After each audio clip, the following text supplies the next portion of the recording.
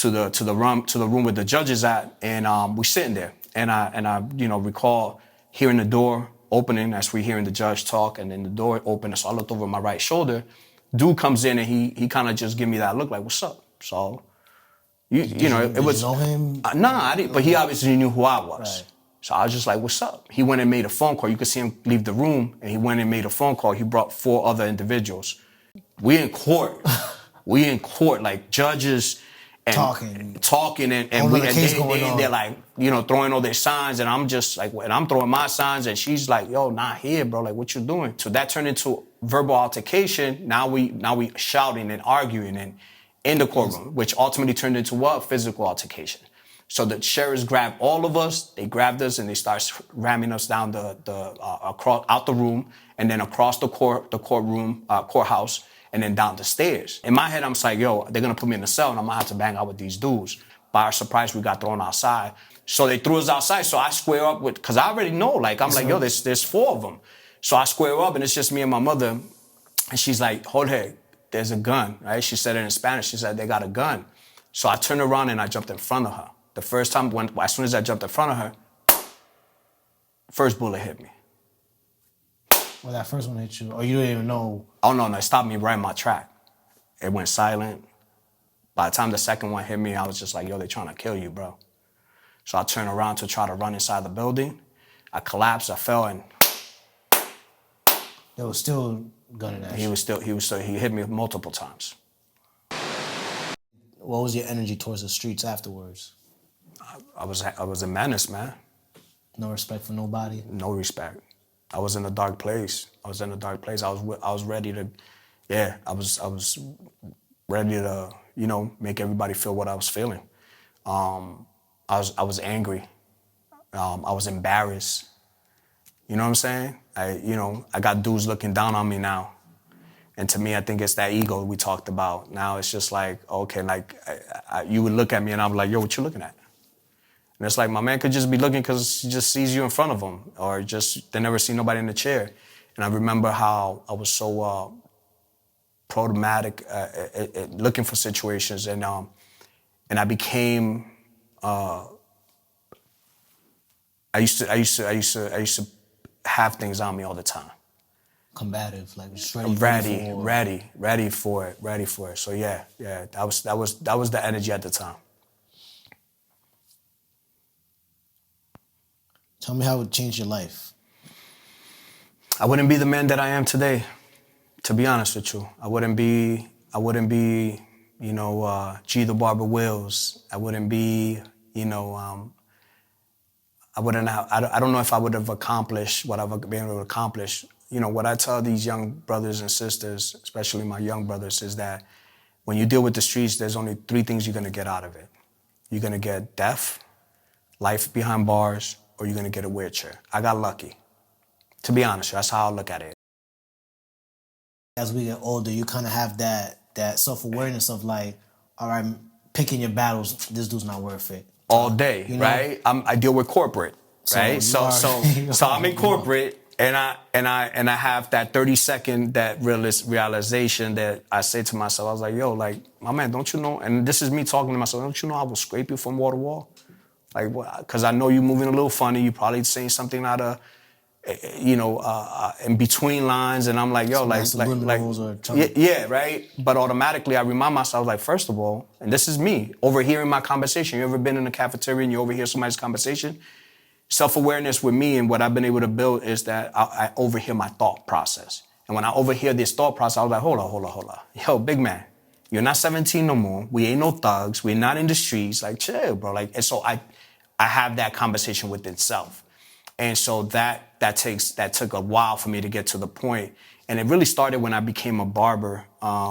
First time I came into barbering school that, I remember entering the barbering program. And once you get into the barber program, you start cutting hair. And the instructor at the time had somebody come in that I was supposed to cut him. And my man looked at me, looked at my chair, looked at up and down, and he laughed at me. And was like, he's gonna cut my hair? And it embarrassed me. And so my instinct at that moment was like, yo, I'm gonna grab a pair of clippers, I'm gonna bash you over the head. Cause like, yo, you're not gonna climb me. Now keep it 100. But like you're not like what you like. Why would you? Went in there, he laughed because you was on. Yeah. So like, this like. Nah, like, I would have had that same. I want to bash him aside the head, and that was the catalyst because I had that conversation, and if I would have done that, which that was the norm for me. That's what I was very confrontational. I was very quick to let you know, like, you're not gonna, like, nah, bro, and I'll make you feel stupid if you thought you was gonna make me feel stupid, and we're gonna make it loud and we're gonna do all that. That was the first time where I hold myself. I actually gave time that the instructor was like, oh, if you don't let him cut you, nobody's gonna cut you. So she backed me up, and I still cut his hair. We rocked him because we didn't know how to cut hair. He deserved that anyway. But I was shaking. I was shaking because I had to touch this man, and I'm not like just touching a man. Like, I was going through so much at that time, like putting my hands on somebody's face, and then you just dissed me. And that was your first time cutting hair? That was my first time. And not my first time touching somebody's face, because I grew up with, you don't put your hands on me, I don't put your hands on you. I don't like playing around hands with even my mans, because it's like, yo, don't disrespect slip up is like... Yeah, now we're going to have to, so I've always had that demeanor. So, but once I got through that... How'd that make you feel when you was able to kind of talk yourself down? I don't even think I realized that at the moment. I look back now as a man, and I look back as I've been in the industry for over 25 years. I've been a professional over, how long? I've been in business for 20 years. I look back, I was like, that was the moment that made me, and it could have broke me if I would have went into that whole behavior pattern that we usually tend to have, not have self-awareness. Because if I would have hit him, no matter how much they like me, no matter how much I felt he disrespected me, they were gonna throw me out of the school. That would have called me a case, and I wouldn't be here. It would have threw off your whole trajectory of where you was trying to go. I wouldn't be here. So and then mentally, you would have been in a whole nother loop, or like... Because now I'm going to use it as an excuse, like, yo, like, oh, this because this. Nah, it's because you just didn't know how to hold your emotions, because what we're talking about is emotion, right? Right. My man said something out of character. Yeah, he was rude and probably should have gotten smacked outside his head, but it was the way you react to things and kind of would... Now I own a barbershop, so I was just in the barbershop, and somebody was just like, yo, and they see me in the chair, they don't even know who I am, and they just didn't even want to sit in the chair because they see the chair. And everybody's like, yo, like, he got you. And he's like, nah. And it didn't offend me. I get it. But then I was dealing with a lot.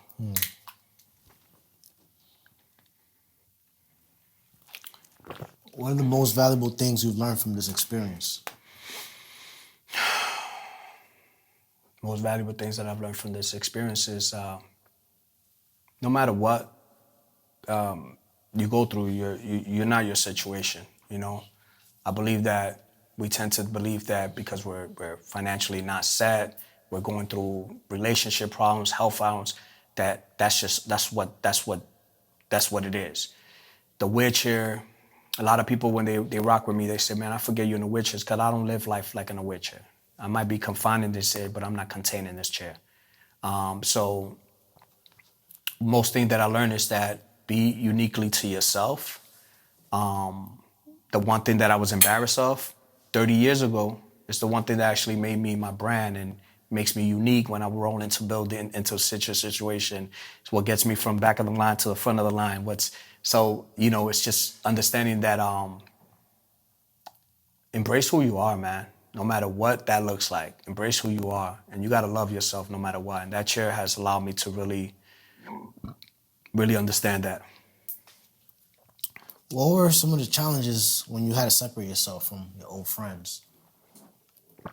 I don't think there was no challenge, man.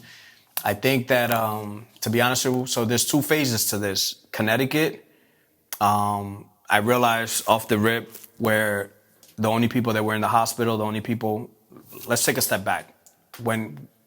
I said to y'all in the beginning that I was never a problematic person, but if you call me, I'm the first one to step up. I'm always in the front lines, always been in the front line, even today. Obviously in a productive, serving light, but I love to be in the front line. That's just my nature. So when that went down, you get to see. When you go to jail, you get to see who's who, what's what. You just start really taking inventory of what's people's reaction and ability. When I fell into the chair, eventually you could start seeing that I'm not of value, I'm more of a liability. What do I mean by that? Now you can't call Jorge to talk about like, yo, let's do XYZ because I'm not in position. So, but I do see you getting my chair in and out the car and you getting frustrated, feeling a certain way, not picking up calls, right? So it changes, a shift. So I think that in the beginning when that transition happened, things just took its place, and I just went with the punches. When I transitioned from Connecticut to Worcester, then I found myself hanging with the same type of individuals, if that makes sense. Like just surrounding myself by certain groups, and it's just like I was like, bro, we went down this route. What does that, And so automatically, I just made a conscious decision, just like you said. I only had to go through it once. Right? I was like, at the end of the day, I just know the characteristics that go behind these individuals. Not saying they're not good people, but it's certain stuff that I just know better at this point. And it's just like, same dudes are gonna try to get at your girl, same dudes are gonna try to like, you know what I'm saying? It's just the energy was just, and you could see. So it was easy for me to disengage from any of that. And the way I did it was start working on Jorge. So I putting myself in barbering school, putting myself through, go get my GED, putting myself through now chasing a degree, and I'm in college, about to finish my undergrad. Putting myself through all this right now has separated me, because if we're not in alignment, we're not gonna be running around the same circles. Now I'll see you, I'm gonna give you love, because I'm no better than nobody. I'm gonna shake and yo, you good? But I gotta go to class. I gotta go.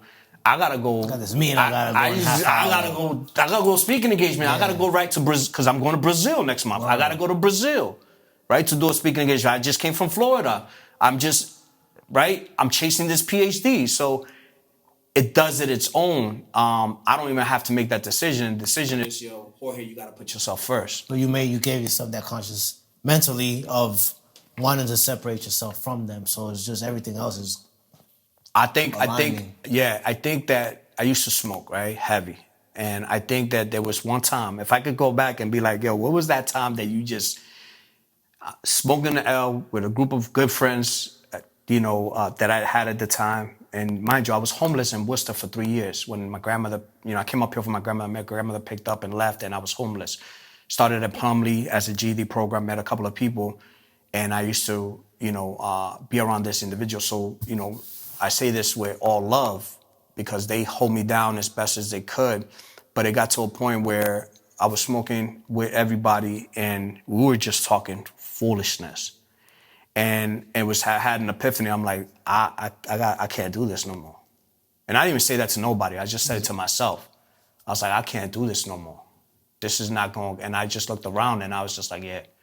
And from that moment, I started finding things to better Jorge, and that automatically kind of like started shifting everything else, because everybody wanted to continue doing what they were doing, and I was just like, I'm good. We're not doing that no more. We're not doing that. Even though I kept smoking, because it wasn't the smoking part, but it was the intention behind of what the conversation was. If you're smoking and you kind of hanging around, you're not being productive. You're not being productive. But if you're smoking and go do some creative stuff, now you're kind of in your zone. And then that's a whole different question, because to me it's like I just couldn't, right? Because it just doesn't do me, But yeah, I couldn't. I just needed to get past the whole factor of what we were doing and what was the goals.